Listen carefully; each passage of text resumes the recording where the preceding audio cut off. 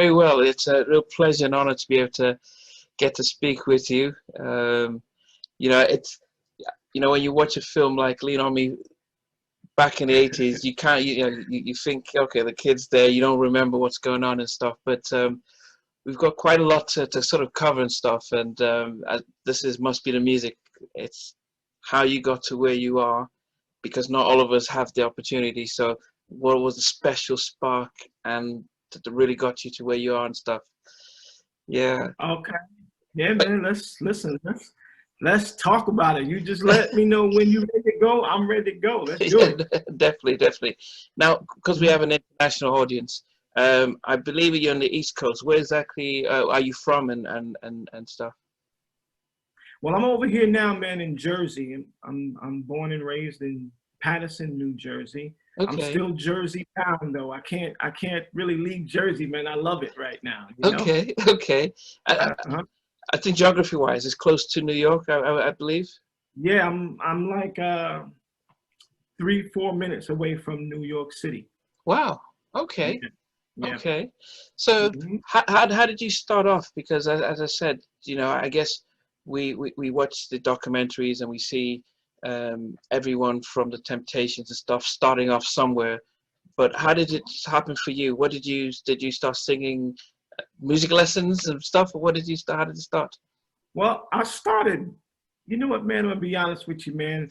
I really didn't know that I was gonna move into the singing direction. I was more of a musician. I was a drummer. Oh. So I used to play the drums for the church choir, and I used to watch my mother sing. Okay. And I was mesmerized by what she can do with her vocals, and you know what I mean? Me and my sisters started picking it up around the house, just watching my mom sing at church, and we'll come home and try to do what my moms do. So I first got my bug watching my mother sing. Wow. Then my mom started, introducing us to like different music in the house, like Temptations, Gladys Knights and the Pips, Chicago.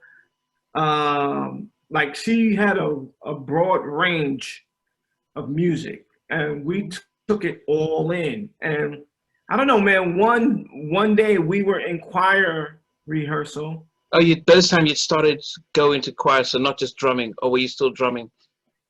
Right, I was, this is a rehearsal in choir. Okay. Rehearsal. My mother was like, Mike, come here. So she goes, I want you to sing this song. So I'm like, you know what I mean? So she goes, you have such a beautiful voice. I want you to sing the song. I'm like, all right, I'll try it. Okay, well, so hold on. In front of everyone, there was no fear, no nerves? Listen, I used to stutter real bad. I had a stuttering problem. Okay. You know what I mean? So I was always a shy guy. Yeah.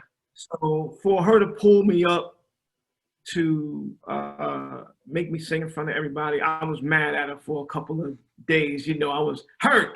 Because my mom was like my best friend, and she knew I was shy. But after I broke through that, me and my sister started singing, and that's pretty much how I got my start. Okay. But when I got into high school is how my group Riff formed. Okay. Now before we get there, now full-time I'm a mental health therapist, and I work with under 18s, and when they have struggles with anxiety, the way we treat them is by exposing them to things that got them nervous. So you said you're a shy person, and your mom put you on the spot. That's what we call flooding when it comes to exposure work. It's like just throwing you in a deep end, and like you can swim. So that's now, apart from overcoming the nerve, that's the amazing part. I mean, how old were you? That's one. And two, did you sing well? Well, I mean, yeah, like my moms knew that I had a nice voice, and I was very nervous. I was very, very, very nervous, man. But it came out right in the rehearsal. She was teaching it to me line by line. You know what I mean? And I pretty much sang it the way she showed me to sing it, and it came off really, really well. The church, when they finally did the song in church, I blew them away. So it was more like, okay, Okay. Mike has a voice. He has a little voice. And What did that do for your confidence? What did that do for that shyness that you had? Yeah. I mean, it definitely taught me that if I just try, you know what I mean? Like at first you don't succeed, try again. And I learned, you know, to get through that and try it. I tried it. It came out really well. I was very surprised, but it wouldn't have been something that I wanted to do at first because I was a drummer. Like I said, I was comfortable in the back, you know, drum. I was comfortable, but my mom was like, bring it, and she made me sing this song. So that's how I got it. Was it because she didn't want you to continue with the drums, or was it because she thought this would be the best way to overcome your nerves? What do you think, looking back, as to why she didn't want you to continue with the drums and focus on the singing? Well, she knew that I was going to continue the drums because she had bought me all these drums. Yeah. So I better have kept that drum stuff up. Okay. You know what I mean?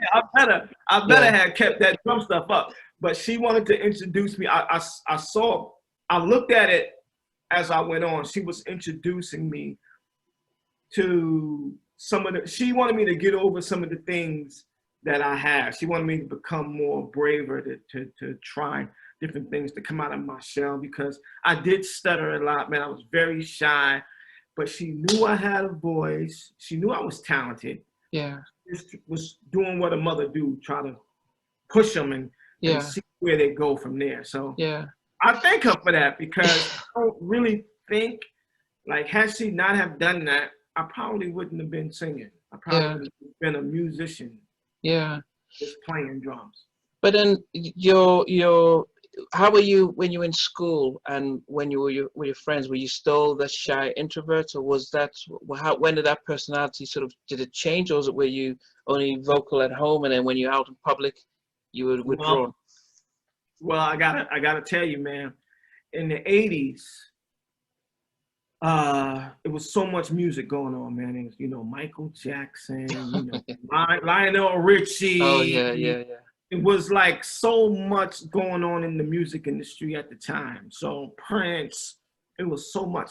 And here in Jersey, you know, like we had this TV show, MTV, and they play all of the videos, man. And back in the 80s, it was so much talent. Yeah. So much talent, man. I can go down the list. It's just so much, you know, from Luther Vandross, Stevie, Prince, it was just so much talent in the 80s. Yeah. Boy George, everybody, George Michael. Yeah. You know what I mean? Like, it was so much talent. You know what I mean? And it was women artists, and it was men artists, it was bands, it was rock bands, everything was going on. So I started watching that stuff. You know what I mean? Like, just staying in the TV, like just watching them. Yeah. And, you know, I have my friends, we used to get together, you know what I mean? We'd be singing New Edition and, you know what I mean? New Kids on the Block, the Force MDs, we singing all their records. So I knew that I could sing before I went to high school. I knew I had a voice, you know what I mean? I was already seasoned. I was singing in a little band back in the day with Fetty Wap's mother, his father, and a couple of other musicians. We all sang in a band together, right? Yeah. So I knew that I had the talent. So when I got up to high school, how they found out that I could sing, it was more of a test. I came to school one morning, and you know, this is when I first got into high school. Yeah. You know, Joe Clark, the principal at that time, had just did something that was crazy the year before. He had threw out 200 students. He threw them out of the building because the fact is they wasn't keeping up with their their lessons. They were being bad at the school, causing havoc. You know what I mean? Yeah. So when he got there, He had them go through the database, find out who was doing what, who was passing the test, who was being focused, who were not being focused. Wow. And he held a assembly program and had these students up on stage. And he basically told them, this is the end of the road for you. You know, if you're not coming here to learn, I have to let you go into the wild. And it was like, find another school to go to. Kicked him out. Boom. Started chaining the doors and everything. Caused mayhem in Jersey. They locked him up for this. They locked Joe Park up for this. Yeah. So when we got there, meaning me, my first year in high school, when I got there, he held another assembly of us coming in. He was like, listen, I just threw out 200 students and I'll do it again. I'll go to jail every day. It doesn't matter. I'll go to jail. But you will not come inside this building and not learn and like cause havoc and cause other children not to get their education. It's not going to happen. Wow. So Warner Brothers and everybody heard about this guy. Oh. You understand what I'm saying? And started reaching out. They wrote a story on him and stuff like that. And one day, man, I'm sitting in homeroom. This is my freshman year. I'm sitting in homeroom and I hear Michael Best come to the office. This is over the loudspeaker. So I'm sitting there like, okay. Now, mind you, Mr. Clark demanded coming into the school that you learn the school song. If you did not know the school song, he would suspend you. Wow. For how many days he want. However many days he felt like giving you. He just would suspend you, throw you out until you learned it, come back, sing it for him, and then he'll let you back in the building. But he demanded that you learn the school song. So he called me to the office. Michael Best, come to the office. I come down to the office, man, and there was 2 girls inside his office with him, waiting for me. So I go in, and he goes, Mr. Best, he said, I had a question for you. He goes, which one of these girls are you dating? I'm like, none of them. I'm like, none of them, sir. He goes, Mr. Best, he said, somehow, I just don't believe you, man. I'm sorry, I just don't believe it. He goes, just for that, he said, I want to sing the school song, man.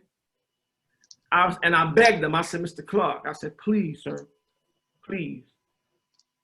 I said, if you let me come back tomorrow and sing the school song, I'm going to blow you away, right? Now, mind you, I just want to let you know this. You are getting this raw and uncut right now, brother. Okay. I didn't know the school song. Okay? I hadn't learned it yet. You know what I mean? So I was going to get suspended that day. I know it. But somehow or another, it was Secretary Day. And he said, okay. He said, listen. He said, because it's Secretary Day, I'm going to give you a pass, Mr. Playboy. He said, I want you to come back tomorrow and sing the school song. He said, if you do not know this school song, and if you do not blow me away, I'm going to suspend you for 21 days, which means that you will have to repeat the school year over.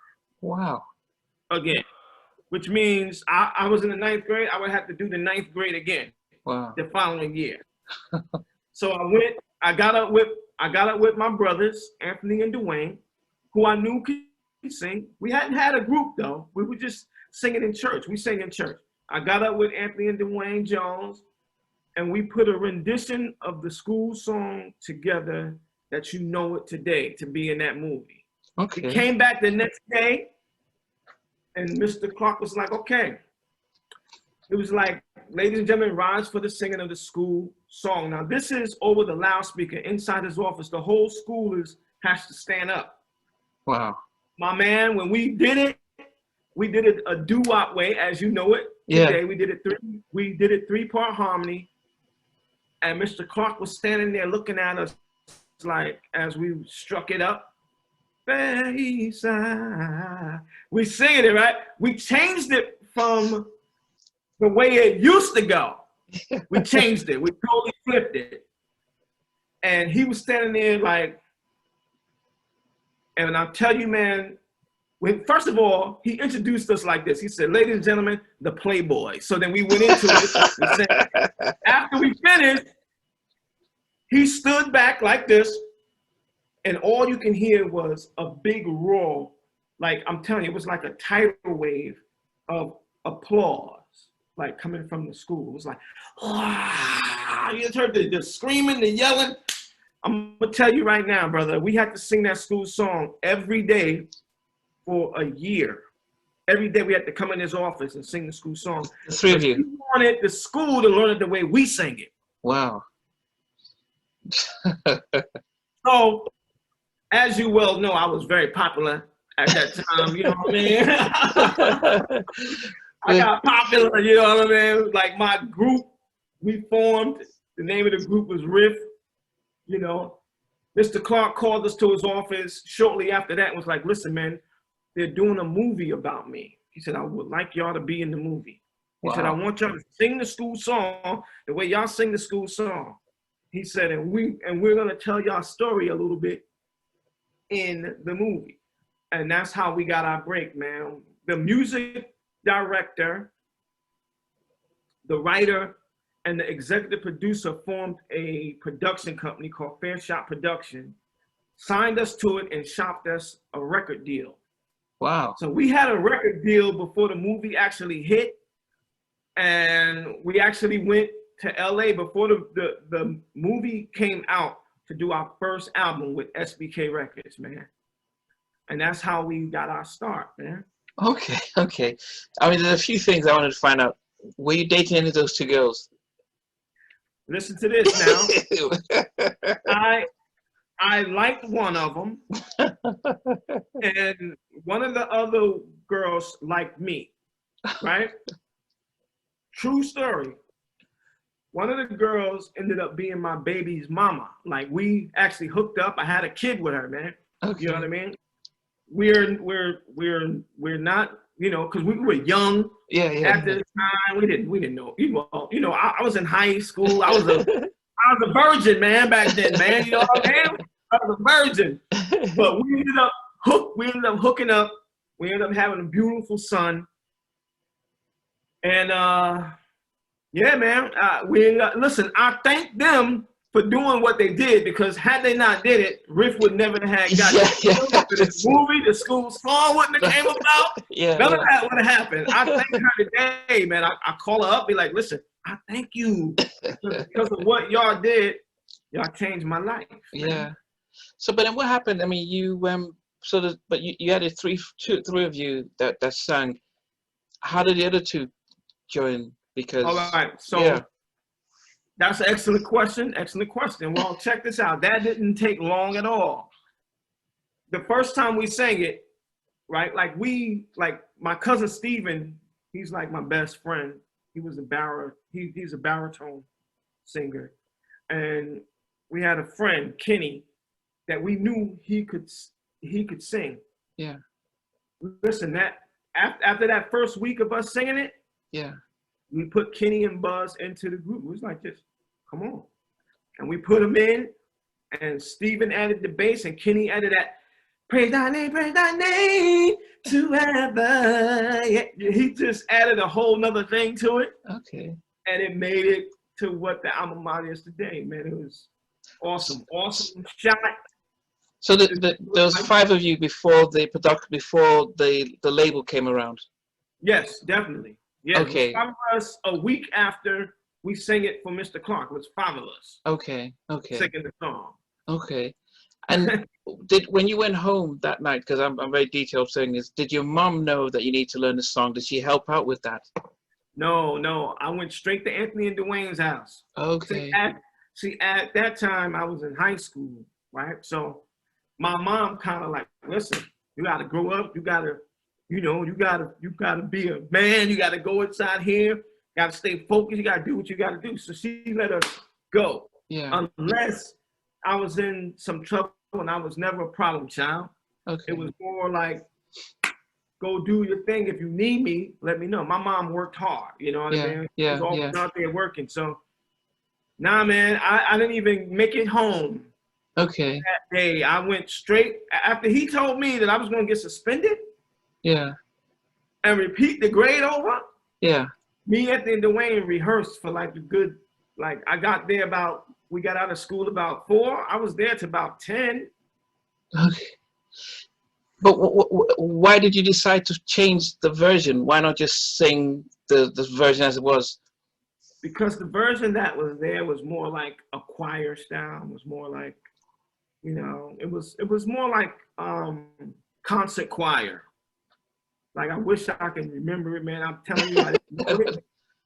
But like it was like a concert choir style, you know, like, you know, it sounded like a school song. Yeah, yeah, yeah. So when we got to it, we decided to put that gospel feel to it and doo-wop, and it came together, man. It was incredible. It was And there was no fear that he might not like it and he might just suspend you anyway. Did you think of that?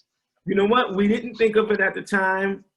We were scared. I was scared out of my pants because see, Anthony Dwayne didn't have nothing to worry about. Yeah, he hadn't pulled them up, yeah. So it was just me trying to impress him.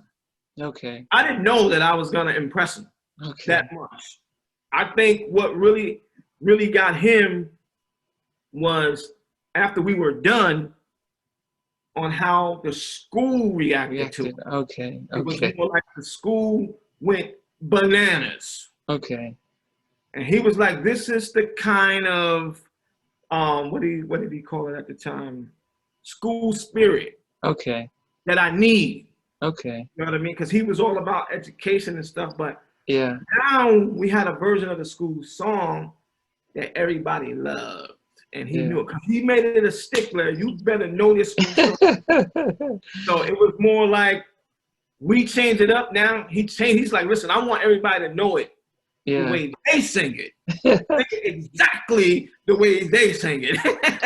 Does the school still sing the song now? Or? Exactly the way we sing it, man. Wow.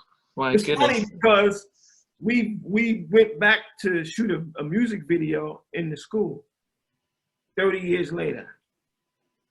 Okay? Yeah. So it was like a year and a half ago. Yeah. We went to the school, we went in the office, and there's a big picture of us in the school, like a big picture, like I'm talking about a humongous picture of us in the main office. Joe Clark been retired. Yeah. We're still ringing off in Eastside High School right now. My goodness. Still ringing off. Wow, that's amazing. So it's funny. It's funny too because their school uniforms, they actually have our picture on their uniforms. They actually have a picture of the scene that we did in the bathroom on their uniforms. It's crazy. Wow. Yeah. I mean, it's not. I mean, a lot of schools always get, high schools, colleges. They always want to be proud of people who pass through, in that sense of, if they can do it, you can do it, and I think that's an amazing legacy to have. The question I had is because you mentioned that you guys, you got signed up. Did you guys have lawyers? Did your parents have to see the contracts, or was it just like? Oh, man, I love the way you ask these questions. You know what, man? I'm gonna keep it 100,000 degrees with you right now, please. All right, this is real. Okay. Our parents, like, we're from the hood. I don't know if you know what the hood is. Like, the hood is like ain't nothing good going on in the hood, but cookout,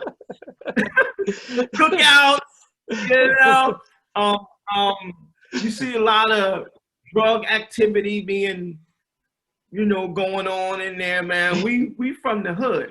So you have to understand when that was happening, we was making, first of all, I was homeless. I actually was living with my cousin Steven because for somehow or another, like we lost the house that we had. Like we lost the house. So the whole entire family, because we had a 3-family home, like first floor, second floor, third floor, basement. My uncle stayed in the basement. Yeah. We lost that house for some reason. I don't know why. To this day, I don't know how. Okay. But everybody from that house moved inside my cousin Steven's house, my Aunt Della. We moved in with them. So the whole entire family was living in this big house. Now, you understand, my Aunt Della, they were always, you know, they always had, you know, I want to say the uppities, man. They was a part of the uppities, man. They had 3-car garages. Oh, wow. And like it was beautiful. Yeah. So we was living with them. When Lean on Me came about, we was making so much money. Wow. I was able to move my family out and put my immediate family, which is myself, my 2 sisters, and my mother, into another home. Like I was able to put them in a house. Wow. So amazing. we was making a lot of money. Then when the record deal came, that went well, man, because we were able to record the record and go on tour. So we was making money, man. My parents, she didn't have no worries. She didn't care about it. Yeah. Go ahead, you young. You gonna do? Yeah, but give me some of the money when you come back. But that's how it is. Yeah, but you know, you know, I lived in the States briefly, and I remember, you know, from TLC to even New Edition, everyone talking about contracts and production deals and not knowing the stuff and not understanding publishing and stuff. So you guys in high school, and they sign you onto a production deal, and I'm wondering, did they say you need legal advice and let's make sure you understand what's going on? Oh, so you guys didn't just sign to like a No, we didn't have a fair contract. Like, we could have made so much more money if it was fair. Yeah. But it was like a shot for the guys in the hood. You know what I mean? It was more like, yo, this is your shot. Go in, do what you got to do, and then renegotiate and make the contract a little bit better. Okay. So we were smart enough to know, or, you know, my manager at the time, Skip, was smart enough to know to let us know that, listen, it's 1 in a million that this is gonna happen. Yeah, you know, yeah. Like you got a shot to be in this movie that's gonna go #1, and now you're getting a record deal. He said, let's get it done, and we'll go back in and we negotiate. Yes, it was not a fair contract at all. It was a okay contract. Yeah. It wasn't a 360 deal. It wasn't something where we wasn't gonna make no money, but the money that we could have made, we wasn't gonna get that. Now I'm hearing you mention you had a manager, Skip, and I'm still thinking you guys in high school. And you get where did the manager pop up from? Oh man, listen. First of all, how did you pronounce your name? Nnamdi. Nnamdi, listen to me, man. You are all right with me, bro. I love this. Listen to me, man. Skip. Okay, when we did the school song for the first time. Yeah. Okay. He found us. Because he was a social worker at the school. Okay. Now check this out, true story. His son, Darnell Van Rensselaer, is the lead singer of Shy. Oh, okay. Check it out, listen, true story. Shy used to rehearse right after we rehearsed inside his house. You understand what I'm saying? So Skip came down after Riff sang and was like, listen, I have some songs. I want you guys to just come by after school, take a listen to them. He said, I think it will help y'all along the way. So we came in and we met Skip, and Skip played us these records, man. And, you know, well, he actually played them on the piano and sang them, and he gave us parts and stuff. We fell in love with Skip. You know what I mean? This is our freshman year. We fell in love with him. So we ended up making him our manager. Okay. So I just wanted to throw in that Shy situation because Darnell Van Rensselaer was a student in Eastside at the time. Okay. You know what I mean? Okay. When he graduated, he went to Howard University. Howard, yeah. And that's where Shy was completely formed. But Yeah. for the most part, him and Garfield been rocking up at the house when we was young. Okay. We all young, we singing together and stuff like that. There, they had their own group, we had our own group. Okay. So, oh, it's good that you guys had someone that you could sort of, because as I said, it's, you know, you just don't trust anybody who just puts something in front of you. At least he could read it. He could say, yeah, it's not great, but it's better than nothing, and guide you along and stuff. And so, Skip was like yeah, go ahead. father to us, man. He protected us a lot. Like even when we were on tour, it was no like, you know, we did our thing on tour, but it was more so where like he protected us, man. It was more like, listen, sing, go straight to the room. Wow. You know what I mean? It wasn't no fooling around like that, man. He was on us, trying to make sure we stayed focused and did everything the right way. Taught us how to be gentlemen. Yeah. It was an awesome thing, man. He's an awesome guy, man. We were lucky Yeah, to have Skip. Yeah. People would have taken advantage of us so bad, man. Yeah. So when you guys, okay, you've done the movie, you've got your little deal. As a fivesome, did you think long term? What were you thinking? What was the sense of where we're gonna go? How we're gonna make a move? You know what, man? I'm gonna be honest with you. We didn't know. We was kids. We was having fun. We on the road opening for, like, we never did a club date. Okay. You know what I mean? The record company threw us on tour with Vanilla Ice when he came out on the Ice Baby tour. You kidding me? He was selling out. You know how he was selling out football fields. Yeah, he was the biggest person in the world. You understand what I'm saying? So Riff was opening for that, listening to the crowd screaming. It was too much for us to handle, man. You know what I mean? It was crazy. So, you know what, man? We were just living the dream, man. We was just trying to stay focused, live the dream. We wasn't like thinking that we were even gonna go in and do another album. We was concentrating on that first album. Okay. You know what I mean? We're just having fun, man. So at the time, so this was was this about 89 or 90? What year was this when you guys were doing the tours? 91. Okay, 91. So 91. Now, in my head, I'm thinking nowadays they have chaperones to go around and start to make sure you keep up with your education. Oh yeah. No, we had graduated. Okay. You gotta understand, when we got into when we was approached about doing the movie, that was our freshman year.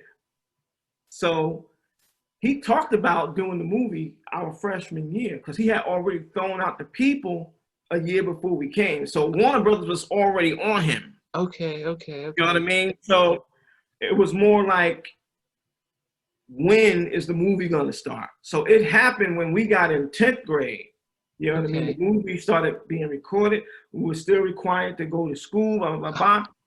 It was still the same. We had just recorded the movie when we was in the 10th grade. We was flying out to LA. We did some parts out there. It was a trip. So by the time we finished, it took about a year to do that. Then we went to the 11th grade. Okay. So right around 1990, like we had got our first TV show. It was like 89. We got our first TV show with Regis and Kathy Lee. We did their show. That was our first TV run. And then boom, the movie dropped, and then we dropped the album shortly after that, 1991. The movie had dropped earlier, like I think it was 87, 88. 89, about 89, yeah. Yeah. So then shortly after that, that's when we dropped the CD, man, and we just rode that wave that whole year. That 1991 was a good year. Yeah, definitely. I mean, there's a lot of big bands, and then, you know, I'm thinking about, did you guys do any writing, or were you, did they write all the songs for you and you just sang, or what was the deal back? Yeah, Skip Van Rensselaer wrote some songs. We helped do some of the arrangement on his songs. You know, we did our little harmony parts. But Skip Van Rensselaer, our manager, He got 4 songs on the first album. The second album that we did, Riff wrote 4 songs on that album. Okay. And I'm wondering, when you did the first album, you were just so happy to do it. You didn't think of, well, we're publishing and we need to get our names and stuff. Listen, no, man, that's what cost us our deal. Like that is why the deal, like we actually got blackballed from the game. And I'll explain to you exactly how that went down. During the second album, okay, they gave us a budget to go in to do our second album. It's time to do the second album. They wanted to know who we wanted to work with. So immediately, you know, we talking Teddy Riley, we talking all these other cats. We trying to, because we did a predominantly pop album, the first album. You know, I was gonna say that it was like the My Heart Falls. I was listening to it, and I think this is stuff like more. You know, it was, you know, the electric, the guitar and everything. It was like great sound. We had horns, man. We had horns on the record. Yeah. It was a pop album. The first album was a pop album. Yeah.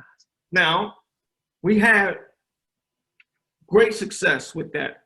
You know what I mean? Mm-hmm. You know what I mean? We had couple of top 10s. You know what I mean? We had, you know, we just had a great run with that record. You know, we ended up doing certified gold through the record company. They, you know, they helped push to make it go. Like they bought up some of the copies, but we got that thing, right? Yeah. So, man, I wanna tell you that during the second album, they gave us a budget and was like, okay, because at that time we came out with Jodeci and Boyz II Men. Yeah. So after the Vanilla Ice tour, we went on tour with LL Cool J. Mama Said Knock You Out tour. Wow. We did that tour for like 6 months. So after that, we started doing the club dates with Boyz II Men and Jodeci and High Five and Ex-Girlfriend and Color Me Bad. We doing all these club dates, and we're being introduced to other groups. Because you have to understand, we weren't seeing black groups on the Vanilla Ice tour. You know, we ran into Boyz II Men like at the summer jams and stuff like that there. Yeah. But we never really did club dates with them until the end of '91. We started doing club dates with them. And Jodeci and all them other groups I told you about. So when it was time to do our next album, we wanted to come a little harder. So we're writing, you know, ghetto songs like Where We Come From, like You Don't Have to Leave. We talking about doing it to the girl and licking on them, and we trying to come R&B. Yeah. So the record company knew what they didn't push it at all. They gave us 2 songs off the album. They put it out, and then they wanted to meet with us to have us go in, do another album. So they called us to a meeting, was like, look guys, this album isn't doing it, okay? We want to take y'all to #1. Y'all deserve it. You know what I mean? Company call you into the office? Call us in the office. They set us down. They said, listen guys, it's time to do the third album. No, it's time to do the next album. This album here is not what we had planned for you guys. We let you guys do it, you know, get some writing. You got your publishing off. It was like, look, we want to take you to #1. Okay, now this story is too good to not understand what your thoughts were when you were pushing the second album, and because I know you got Teddy on, Brenda's Got a Baby, Judy's, yeah. So you've got all that stuff happening, and I'm sure you could see it not moving as your first one did. What were you guys thinking in the midst of, wow, it's not moving, what's going on? Listen, we was looking at them like, what? You want to do another album? There's some more songs on this album that you can push, man. You know what I mean? Because at that time, remakes was heavy at the time. So we did a hot remake of the Isley Brothers, Voyage to Atlantis. We like, listen, throw our voice to Atlantis. They like, nah, we don't think that we want to do anything on this particular album. So they say, listen, this is what we're gonna do. We want y'all to go into the studio with the #1 producer that we know. His name is David Foster. Oh goodness. I know David. Yeah, well, so they said they want us to go in to work with David Foster. They wanted David Foster to do the whole album. All right. So now they sent us over to a studio session with David Foster to see if he liked working with Riff.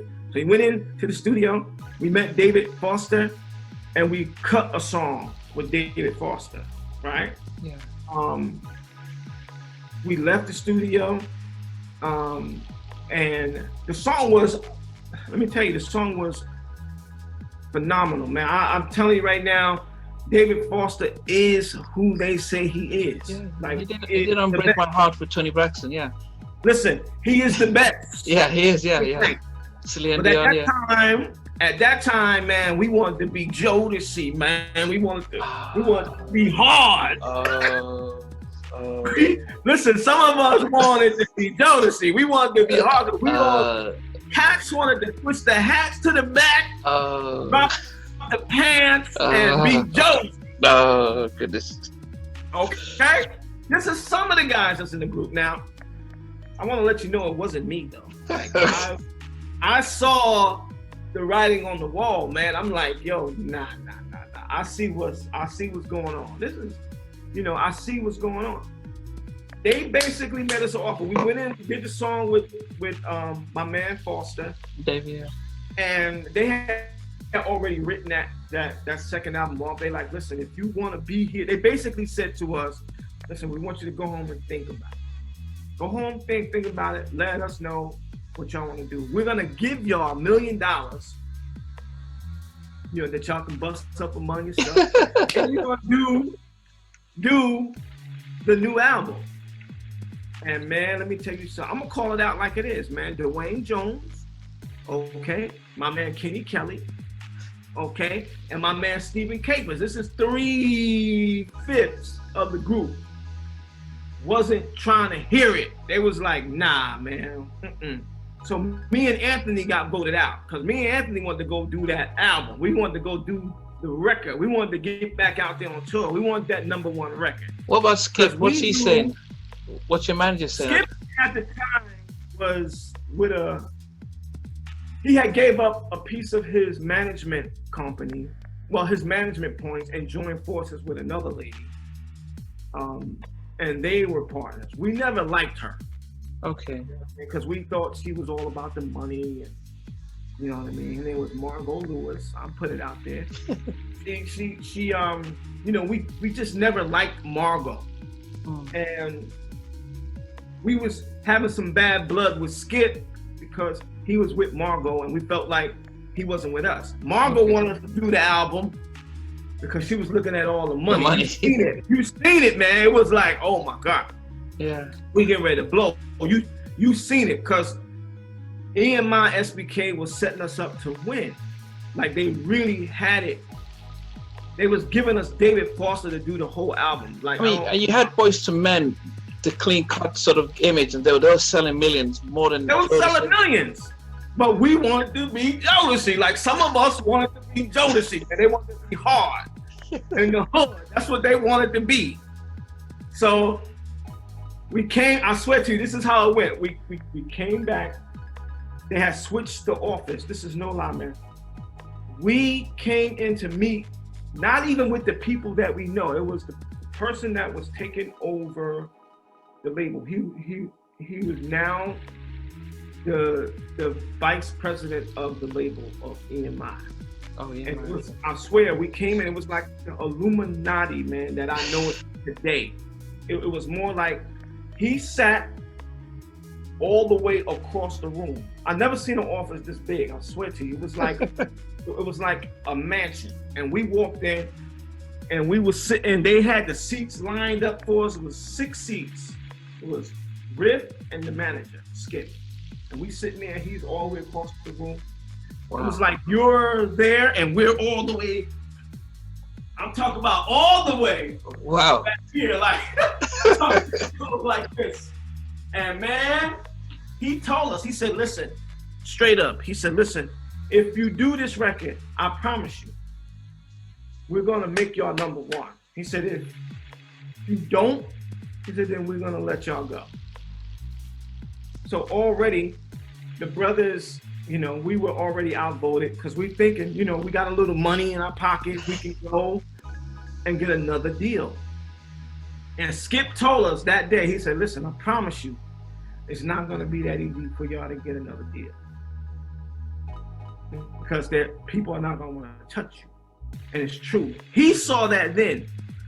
Man, we left SBK, man, we went to Sylvia Rome's, we went to the different record companies, man, and Cats was like, yo, why did y'all leave SBK? I don't understand why. Why did y'all had a career there? Like, what are you doing here? Like, you can't get your deal back, you need to go. The CEOs wasn't trying to touch us, man, nobody. Tommy Silverman, nobody wanted to touch Riff, man. They were like, no, he said, you guys are so talented. Y'all had it made there, what's wrong with you guys? And we ended up losing it, man, being blackballed, man. So that's the Riff story. I can't wait to write the book, to do the film. It's coming. We're gonna sit down, we're gonna figure it out. It's gonna happen. But then how did that affect you guys as a you know, 5 friends and, you know, family that you've grown up with? I mean, how did it affect us? Yeah, as relationship wise. You are the man. I love these questions. We were frustrated, man. You know what I mean? We was frustrated, man. Like, now we couldn't get a deal. You know what I mean? Cats, you know, we basically broke up. We couldn't do no shows because we were spoiled. We was out there with Vanilla Ice. I mean, you're doing those, man. Like, we done caught the bug. Somebody talking about come down the block and sing. We weren't trying to hear it. Like, what are you talking about? We Riff, baby. We ain't down the block, baby. It's not happening. Anyway, we lost our way and we ended up taking a break. You know, we just decided to take a break, and we ended up splitting up. Like, for a while. We took a break. My man Kenny started his own group called Mind Frame. It was a spoken words group. You know, he sang the vocals and spoken words and rap, and it was brilliant, man. Had they got a deal, they would have blew. It was amazing what they were doing. My cousin Steven started singing in a cover band. You know what I mean? He was making, you know, the 80s. He started making money.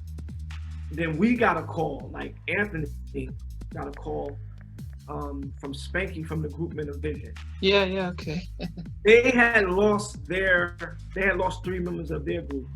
And Spanky and Anthony met up in church or something, and Anthony gave Spanky his number to do some songs for Riff. And what happened was, Spanky didn't call him right away. So, you know, but he did tell us about it. He was like, listen, man, Spanky, that singer Men of Vizion, gonna do some songs for us. Spanky was a producer, writer, whatever. It's funny because I had went to a show, a R. Kelly concert, and Men of Vizion had opened up, and I finally got to see who Men of Vizion was. I didn't know who they were at the time, but anyway, to make a long story short, Spanky called Chill and was like, listen, I need you and Michael to come join Men of Vizion. He said, because I'm going to lose my deal. He said, you guys sing great. And Anthony was like, I'll come, but I got to bring my brother Styles, Dwayne Jones. I got to bring him too. He was like, we only want 2 more because it's 4 quarters to $1. You know what I mean? We trying to, you know, do it right. It's only 4 quarters. It'll be, you know, 4 of us will make more of the money. Yeah. Like, he's like, you gotta hear us together. He said, if you can turn it down after you hear it, then it'll be what it'll be. So Wayne came. We met at Junior's Cheesecake in Brooklyn. Junior's Cheesecake Factory. We met at Junior's in Brooklyn. We sat down, we ate, we talked, we ate some food, we sang a song together, and it locked. Like, nobody's business. We locked. It was like, okay, look, we're going up to Sony on tomorrow, and we're gonna sing for Ty Mottola, Corey Rooney, Michael Jackson, Eddie Riley. We're gonna sing for all these cats tomorrow. We gotta rip them down, because if not, we're gonna lose our deal. So we went up there the next day, and sure enough, man, all these cats was there. Any nerves? Huh? Was it as nervous as singing in church the first time, seeing MJ and Tommy?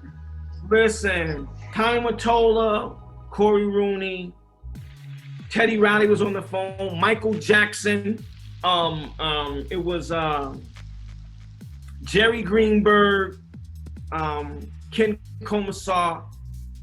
But everybody was excited about Men of Vizion, but they didn't know what was getting ready to happen. So when we got there, see, the first group couldn't sing as good as we could, you know what I mean? So it was more like when we got there, they knew that they had a masterpiece.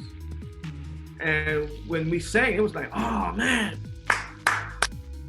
let's go, let's do the deal, let's get in, let's get this record done. At this time, Blackstreet was blowing up like crazy. Blackstreet was out of here.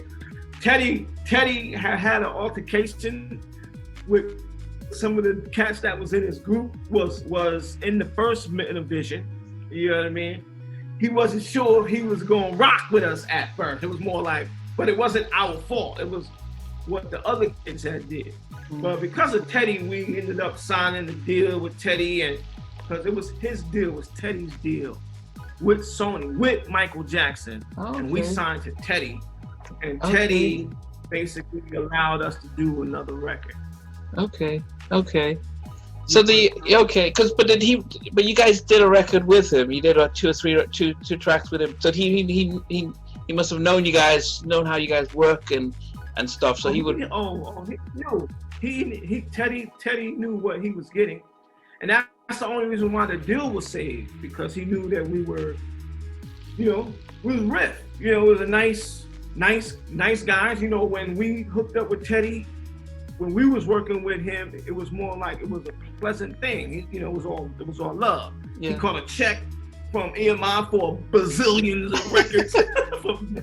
Bazillions of dollars. He was okay. You know what I mean? It was more like, listen, let's and I thank him for that. I listen.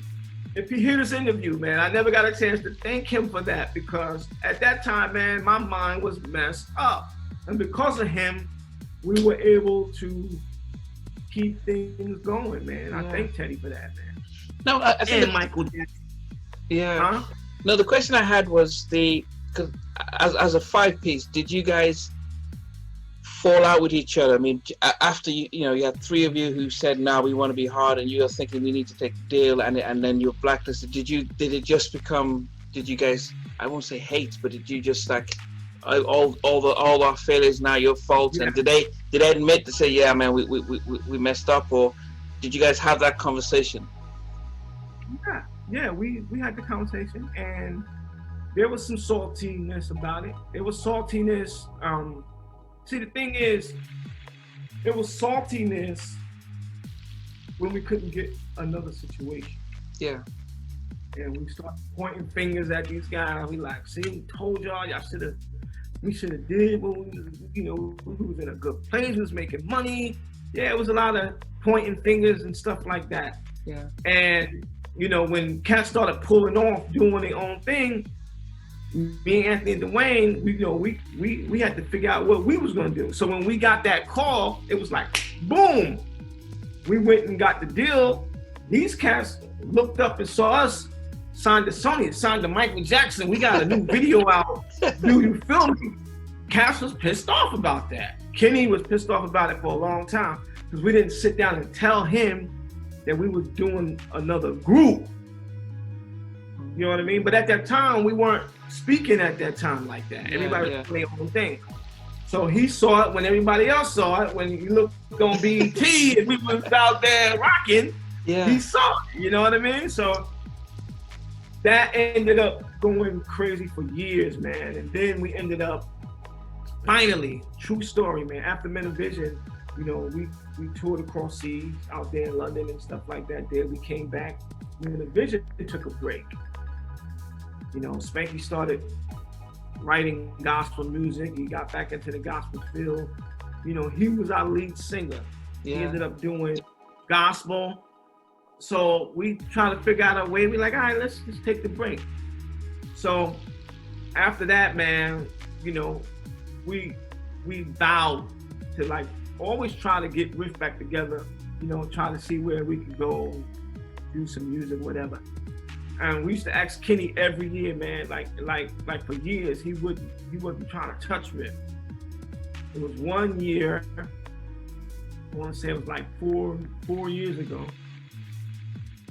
We had caught a check came for us, some publishing from EMI. We had got a big check, and I called him. I was like, "Yo, we got this money, man. We want to split it up. Make sure you get your half." He was happy. He was going crazy. It was over $100,000. It was a little check, and we had to split it up. So he was happy. I said, "Okay, man, we gotta come back and do a Riff reunion album." And he finally said yes.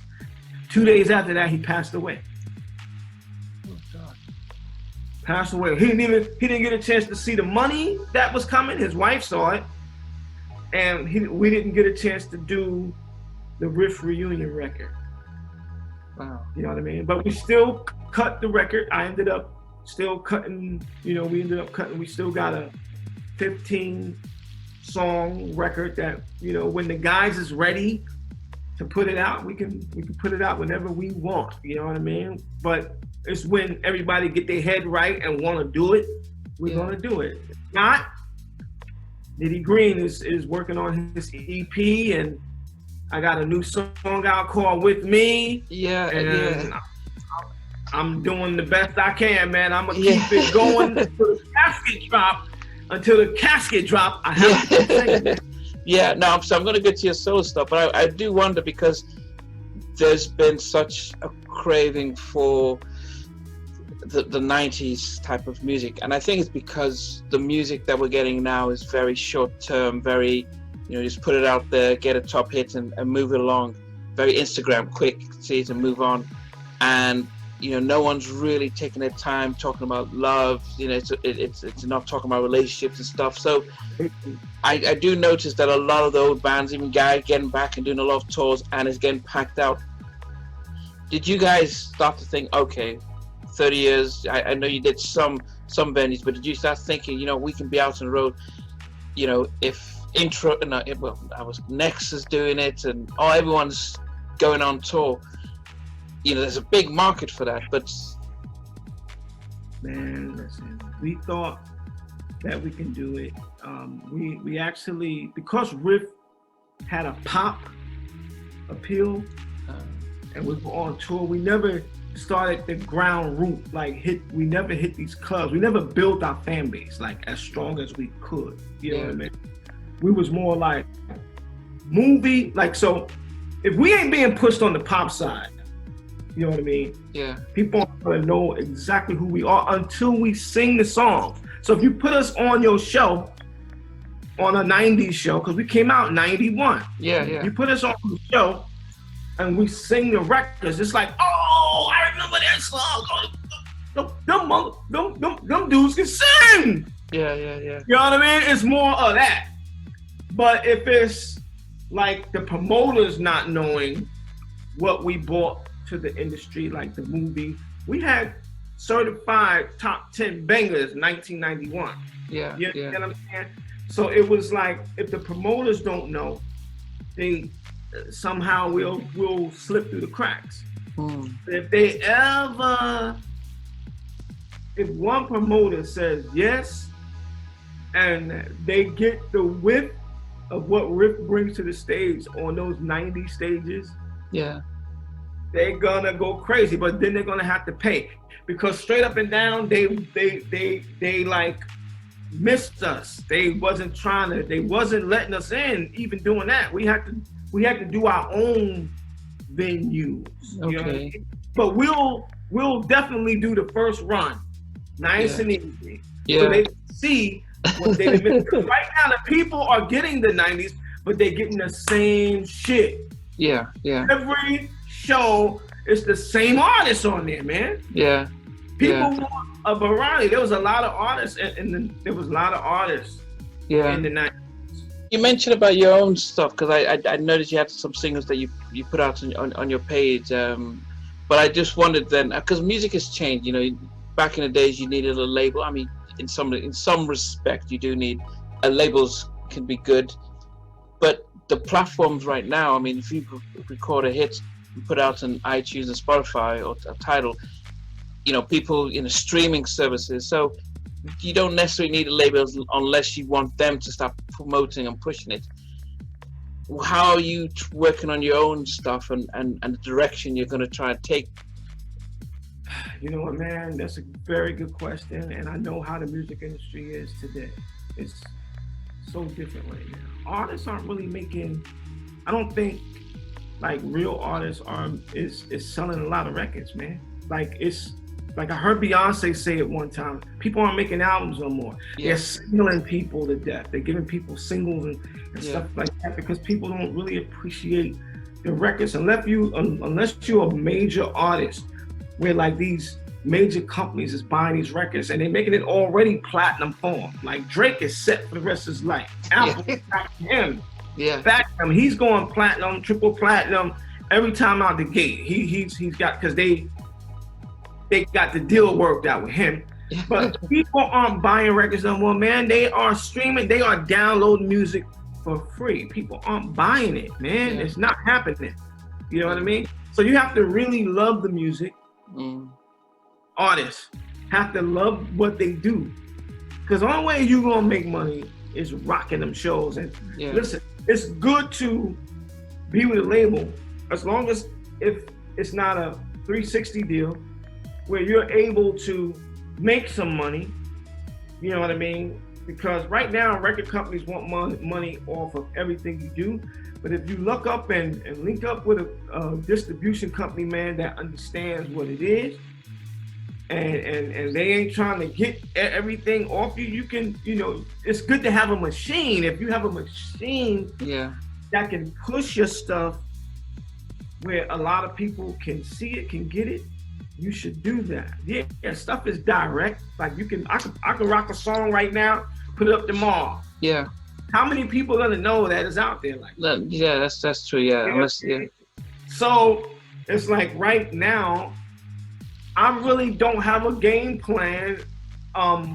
It's not bulletproof. I know what I want to do. Right now, I'm just getting everything prepared because there's a few situations that I want to go and visit and see if I can get exactly what I need to push what I'm trying to do. You know what I mean? At the same time, I'm building my team. I'm trying to get the right people in place that cares about what Nitty Green is about. And we're going to see, man. We're just going to see. I'm not going to let my team down. I'm going to straight up do what I do every time. I feel like I got a story to tell. You know what I mean? I'm a good actor, so it's just not going to stop with the music. I'm trying to do everything. Acting, singing, I produce, you know what I mean? I'm trying to do some backgrounds, whatever it takes to rock. I just want to continue to make music, and I'm spending my own bread, putting out my own music and seeing where it takes, because you never know who might hear it and go, I like that dude right there. I like that dude right there. Something about that dude. I like him. And they like, yo, I'm finna put some money into you, man. Funny, you got a personality. The girls like you, the guys like you. You know what I mean? I gotta do what I can, man, and not let anyone stop me. I have to do what I have to do. Yeah, I mean, I noticed that then. So, is that how Vibe Sessions came about? Then, just really trying to just broaden your horizon, your enterprise and stuff. Yo, I love what you're doing, bro. That's exactly how Vibe Sessions came about, man. I was sitting home, I'm like, okay, let me think. I'm a shy guy, bro. Okay. I know you can't tell. I'm a shy guy. I'll take your word for it. I am trying to figure out. I was trying to figure out how I can remain and be seen during this pandemic. You know, the COVID. I'm like, yo, we ain't doing no shows. We were on a run. We had a lot of shows lined up. Riff had a lot of shows lined up. I canceled. So I'm like, yo, okay, what can I do? I said, okay, you know what? Let me get in touch with the group and see if we can, you know, during this pandemic, let's create something where people can see us. And I put the Riff signal out in the air, and I told these guys what I wanted to do. I said, we're going to create like a podcast, and we're just going to get up there. We're going to talk. We're going to sing. We're just going to let people, you know, you have a day, you have a day, I have a day. Like, we all have days where we can just do what we want to do. Have the cameras follow us. Nobody wanted to do it. Nobody wanted to do it. Cat's like, I ain't got time for that. You know? Yeah. But these cats is like on their own platforms doing and, you know, singing and stuff like but they don't want to do nothing to help the group. I said, okay. So I pick up the phone. I call my little brother. You know, he's a real close friend of mine. Yeah, I call him my little brother because we grew up together. And he's a little something, you know what I mean? So that's Pie, right? Real skinny dude, you know what I mean? Is that Pie? Pie, yeah. Okay. Right? So me and him, we've been rolling tight since we were young. You know, his father, I love his father's mother. Like, they adopted me into we break bread together. We took him on tour with us when we was with Men of Vizion. You know, that dude was with us. So he knows the history. He knows what's up. So I called him. I said, listen, man, you got a book coming out. Well, you have a book out. Let me interview you on this session thing. You know what I mean? Yeah. Something new. I'm trying it. I don't know. Yeah. So I end up talking to him. You know, we created vibe sessions. I brought him in. We talked, and people responded to it. You know, that first night, man, we had about like more than we've ever had. Because everybody wanted to see what you were doing. You understand what I'm saying? Yeah. And then that's when the haters come in. You know, you got the haters, because black folk is like, all right, show me. You know what I mean? So, show me what you're doing. If I like it, you know what I mean, I'm gonna rock with it. Yeah. What they do is they'll wait until we go off the air, and then they'll watch it. Yeah. You know what I'm saying? Yeah. Instead of watching it right there. So we gotta work on them. But Vibe Session is just a platform, man, where we talk about life, love, and music, and nothing more. You know what I mean? I open up the show with some music. You may have heard it, you may not have heard the music. I'll touch back. I may play rock, pop. You never know when Nitty Green gonna bring on the show. And then we'll either do a conversation show, and now that we hooked up with Elise and Katrina, like they're getting us people to interview on the show, and it's coming together, man. We have some good people working with us, so we're hoping that Vibe Sessions would do great for us, man. You know what I mean? Yeah. I listen. It has given me, like, how this has worked out. It's given me confidence to speak. I would never be able to talk to you, man, if I didn't do Vibe Sessions. I swear to God. I would be I'm more of the shy type, laid back, chilling. But when I hit the stage and sing, I'm a whole a different person. Yeah. I'm a wild, crazy guy because I studied Bobby Brown, New Edition, and Prince, and Michael Jackson. That stuff comes out of you. Yeah. So that's all I know, you know. So it's like, but as far as the speaking, because I was always shy, I would never do it. I would let somebody else do it. I'll sit back in the back like chill. I mean, you know, I saw the one you did with Law, and I guess you having the contacts is really helpful as well, because you know, even the one you had with Terry as well, because I've seen about 6 or 7 of his interviews, and they're all different, and he feeds off people differently. So, you know, so it's good that what you're doing, because what it does keep you in a public eye, and and people start saying, oh yeah, okay, I remember that. Okay, you know, it's because it's quite easy to forget. It's quite easy to forget not just the group, but just think, you know, after a while, easy to forget. If, you know, if Damien had and stuff hadn't been doing the guy tours, people could just easily forget. So, you know, what you're doing is remarkable, and I guess it's, you know, it's important that, you know, even if the guys aren't on board right now, I know this COVID hit a lot of people heavy. As I said, I'm a therapist, so this is busy season for me because we all responded differently. Right. I started this as a way of escaping COVID because I was just like, this is getting too crazy. I need to do stuff, so I just did stuff. I'm interviewing you as I would a patient, asking questions and like stuff like that. But I love it. I love it. But I love my music. So hey, look, go ahead. I'm gonna tell you something, man. You're very detailed, and I noticed that because when you popped up here, I was like, oh, that's who's following me. I recognized your picture. I was like, this is who it is right here. So I'm very excited. I wanted to know who you were, man, and your spirit, the spirit that you have, that is so laid back, and you just, I could tell you're a doctor. Something going on. You're asking the right stuff, and I'm just being me. If I seem a little hype, it's because that's my way of